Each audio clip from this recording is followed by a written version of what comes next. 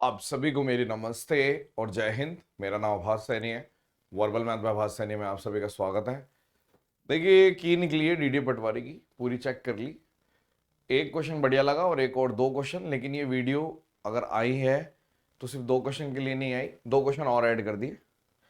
चार क्वेश्चन है, जिसमें से पहला क्वेश्चन ये डीडी पटवारी का है और आखिरी क्वेश्चन भी डीडी पटवारी वाला है।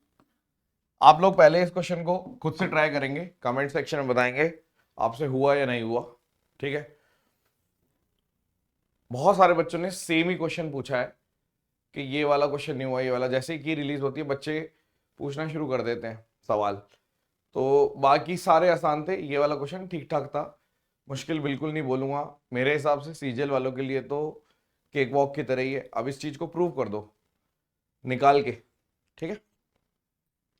सवाल है, a man starts running from point P at 7:30 AM और 24 की स्पीड से चल रहा है। 5 आवर्स तक भागता है, रन करता है।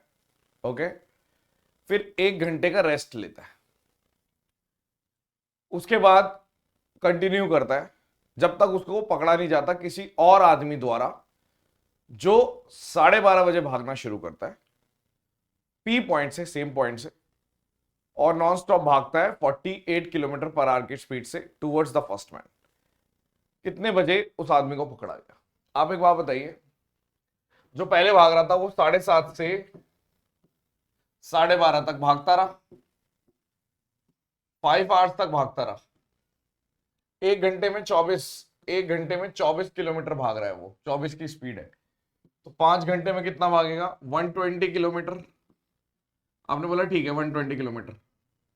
अब 12:30 हो गए। अब इसी वक्त इसी सेम पॉइंट से एक और आदमी इसको पकड़ने भागा, वो 48 की स्पीड से भागता है। तो अब 12:30 से 1:30 बजे तक, अब 1:30 बज गया, लेकिन डिस्टेंस पहले वाले का इतना ही है क्योंकि वो रेस्ट कर रहा है, और दूसरे वाले ने इतनी देर में 1 घंटे में 48 किलोमीटर और कवर कर दिया। यानी कि अब 72 किलोमीटर का डिस्टेंस बचा है दोनों के बीच में। रिलेटिव स्पीड का कंसेप्ट आपको पता होना चाहिए, एक बार बता देते हैं कि जैसे मान लीजिए एक यहां पर है, एक यहां पर है, इनके बीच का डिस्टेंस है, इसकी स्पीड है S1, इसकी स्पीड है S2, इनके बीच का डिस्टेंस है D। तो speed equals to distance upon time आपने पढ़ा होगा। तो रिलेटिव स्पीड में बस इतना करना है कि S2 minus S1 equals to distance, ये जो इनके बीच की दूरी है, अपॉन टाइम। यानी कि ये जो डिस्टेंस कवर होगा ना इनके बीच की दूरी का, वो T टाइम में कवर होगा। स्पीड आपको रिलेटिव लेनी है, S2 माइनस S1 लेनी है। ठीक है। अब आप देखो कि अगर मैं 72 टाइम निकालना है, टाइम 1:30 बजे के बाद का टाइम निकालना है, तो यहां पे 48 माइनस 24 यानी 72/24, यानी कि 3 घंटे और लगेंगे 1:30 बजे के बाद। तो 1:30 बजे के बाद 3 घंटे और लग गए, यानी कि 4:30 बजे। ये आंसर है। मुझे ऐसा लगता है कि बहुत ज्यादा हैवी नहीं था, लेकिन बच्चों ने बार बार पूछा तो मैं समझ सकता हूं कि एग्जाम प्रेशर में ये क्वेश्चन नहीं हुआ होगा, मे बी बाद में आके तो किया जा सकता है। एग्जाम प्रेशर के हिसाब से ठीक है, क्वेश्चन सवाल ठीक है।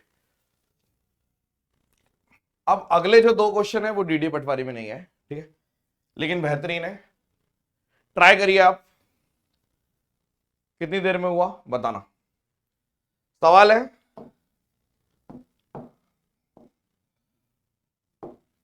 एक वेसल है जिसके अंदर प्योर मिल्क है 100 लीटर। 10 लीटर मिल्क को निकाल के वाटर से रिप्लेस कर दिया, और 20 मीटर को निकाल के फिर से वाटर से रिप्लेस कर दिया। ओके। अब बाद में x लीटर वाटर इसमें ऐड किया, वाटर ऐड किया, और उससे जो रेशियो हो गया मिल्क और वाटर का वो 3:2 हो गया। Find the value of x। Doable है, इजी है। देखो ध्यान से, आपने बोला प्योर मिल्क है, तो सबसे पहले रिप्लेसमेंट है। मैंने 100 लीटर में से 10 को निकाला, यानी कि इसको 10% से रिड्यूस कर दिया, तो आपने बोल दिया 90% बना दो, और अब फिर से 100 हो गया। 100 में से 20 को करा, तो जब 20% से आप रिड्यूस कर रहे हो तो 80% बना रहे हो। तो आपने बोला ठीक है यार, बात तो ठीक है। यहां से 10 से 10 काट दो, 72। यानी कि पहले मिल्क था और वाटर था पहले, तो मिल्क था 100, वाटर था 0। जब ये प्रोसेस हो गया तो मिल्क हो गया 72, वाटर हो गया 28। अब इसके अंदर वाटर डाला, मान लो x, तो इससे जो रेशियो आ रहा है वो 3:2 आ रहा है। यानी 3 की वैल्यू अगर 72 है तो 1 की वैल्यू 24 है, तो 2 की वैल्यू 48 आनी चाहिए। यानी कि आप ये बोल रहे हो कि यहां पे 48 आना चाहिए, यानी जो x है उसको 20 होना पड़ेगा, तभी 28 + 20 48 होगा। तो यानी कि x की वैल्यू 20 थी।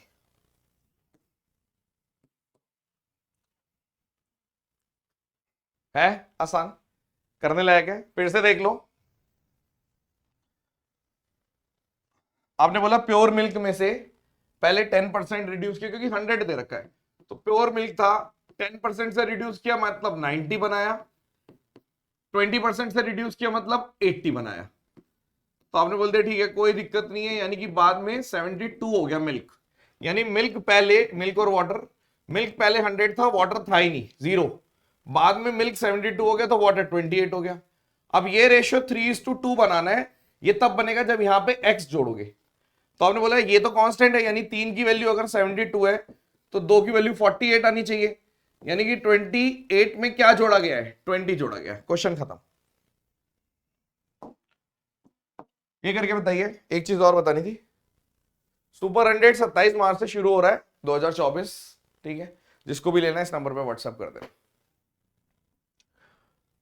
ये भी कराएंगे, ये डीडीए वाला है। खैर ये देखो, मिक्सचर ऑफ मिल्क और वाटर जिसके अंदर 25%, एक मिक्सचर है मिल्क और वाटर का जिसके अंदर 25% मिल्क है।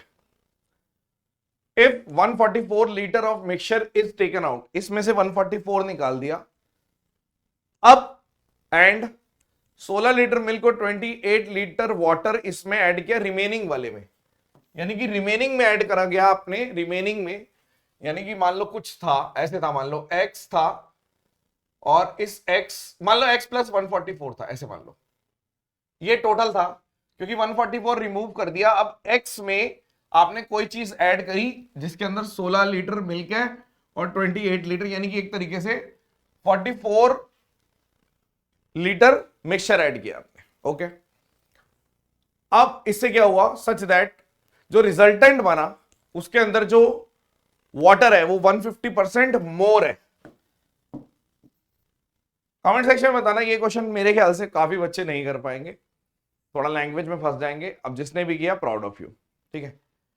अब बताइए इनिशियल मिक्सचर क्वांटिटी क्या थी, मतलब इनिशियली कितना था, मतलब एक्स की वैल्यू निकालनी है। आप सबसे पहले देखो भाई, पहले अब आप किसी में से, मान लो मेरा कोई मिक्सचर है, इसमें से अगर मैं कुछ भी निकालता हूं तो जो रेशियो है इसमें भी सेम रहेगा, रेशियो ये भी वही रहेगा, यानी एम और डब्ल्यू सेम रहता है।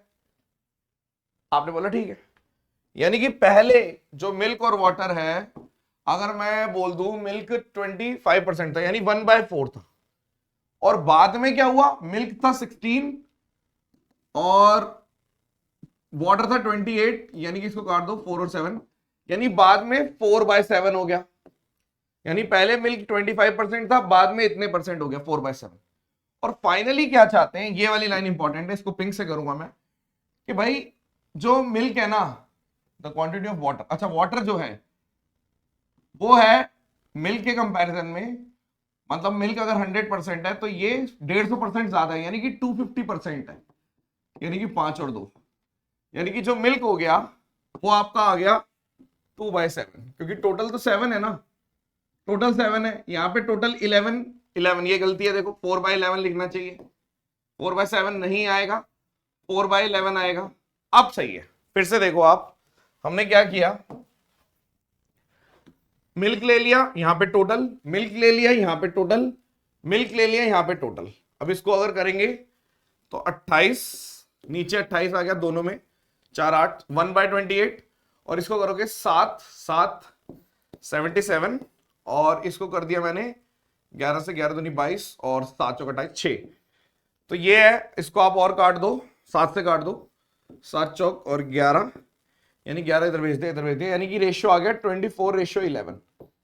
यानी कि ये जो 11 है इसकी वैल्यू कितनी है, देखो बहुत अच्छा क्वेश्चन निकला ये, कि जो 11 है ना वो है आपने कितना ऐड किया था, आपने 16 प्लस 28 यानी कि बाद में, यानी ये 11th लिया था और ये 24 लिया था, तो 11 की एक्चुअल वैल्यू है 44 लीटर, तो एक की वैल्यू हो गई 4 लीटर, यानी जो पहले x था वो 24 की वैल्यू कितनी होगी 96, यानी मेरा आंसर है 96 प्लस 144 यानी कि 240। फिर से बताएंगे, फिर से बताएंगे, देखो ध्यान से, सुपर्ब क्वेश्चन।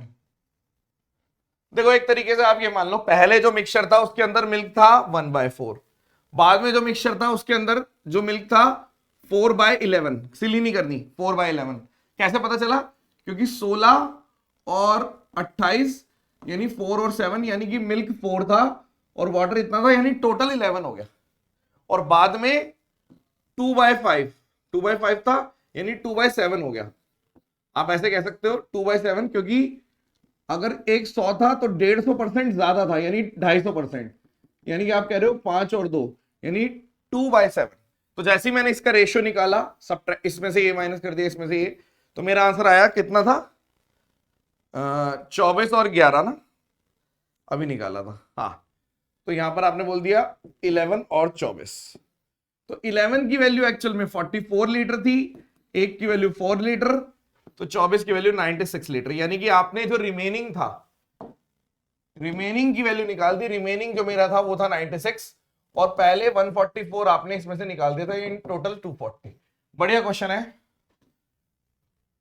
नेक्स्ट, ये डीडीए पटवारी में आया क्वेश्चन, दो कंसेक्यूटिव इवन नंबर है जिनका प्रोडक्ट दे रखा है, दो इवन नंबर, एवरेज ऑफ दो। देखो आप जब भी इस टाइप से, मतलब एक तरीके से एक नंबर ये रहा और एक नंबर ये रहा, इनका प्रोडक्ट है, तो आप अप्रॉक्स ले लो कि लगभग n into n plus two जो है ना वो अप्रॉक्स n स्क्वायर के बराबर है, तो n स्क्वायर की वैल्यू लमसम आपको दे रखी है 1088, यानी अगर n की वैल्यू लमसम लेंगे तो 1088, यानी कि आप बोल दो कि ये कितना आएगा 32 पॉइंट समथिंग, यानी कि जो दो नंबर है एक 32 है इवन और एक 34 है, करके देख लो। आपने बोल दिया हाँ दो इवन नंबर था, इनका एवरेज जो आएगा वो 33। वेरी इजी क्वेश्चन, बहुत ही आसान क्वेश्चन है, फिर से देख लो। आपने बोला यानी कि अगर एक n है एक n प्लस 2 है, तो हम जैसे साइंस में भी करते थे कि अप्रॉक्स n स्क्वायर ले लो, इसको गायब कर दो, ठीक है, जिसकी वैल्यू दे रखी थी आपको 1088, तो n की अप्रॉक्सीमेट वैल्यू कितनी आ गई, रूट ले लिया 1088 का, यानी 32 पॉइंट समथिंग। अब मेरे को इसके आसपास दो इवन नंबर लेने हैं, एक 32 हो गया एक 34 हो गया, 4 दूनी 8 करके भी देख सकते हो चाहो तो इनका एवरेज पूछा था। आई होप आपको समझ में आ गया होगा और बढ़िया लगा। आप चाहते हैं इस टाइप से कंटिन्यूटी बनी रहे, आपको पढ़ाने की कोशिश हम करते रहे, आप पढ़ते नहीं हो लेकिन मैं कोशिश करता हूं अपनी, क्योंकि आप में से ही कुछ बच्चे 5-10% ऐसे होते हैं जो सीरियस हो जाते हैं और फिर वो सिलेक्शन दे देते हैं, ठीक है। 90% 95% लोग नहीं दे पाते, उनकी बात नहीं कर रहा, बट उन्हें पता ही नहीं है। आप में से बहुत सारे लोग हैं जिनको ऐसा लग रहा है कि नहीं हो पाएगा नहीं हो पाएगा नहीं हो पाएगा, लेकिन पता भी नहीं चलेगा, हो जाएगा। मेहनत करो, बस कंसिस्टेंट रहो। चलिए, thank you so much, session dismissed, bye bye.